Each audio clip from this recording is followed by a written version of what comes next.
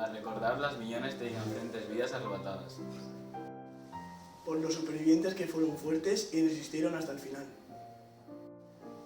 Por todas las familias que fueron destruidas. Por todo el sufrimiento que padecieron. Para tomar conciencia de que sucedió y podría volver a pasar. Para educarnos en el respeto y en la tolerancia.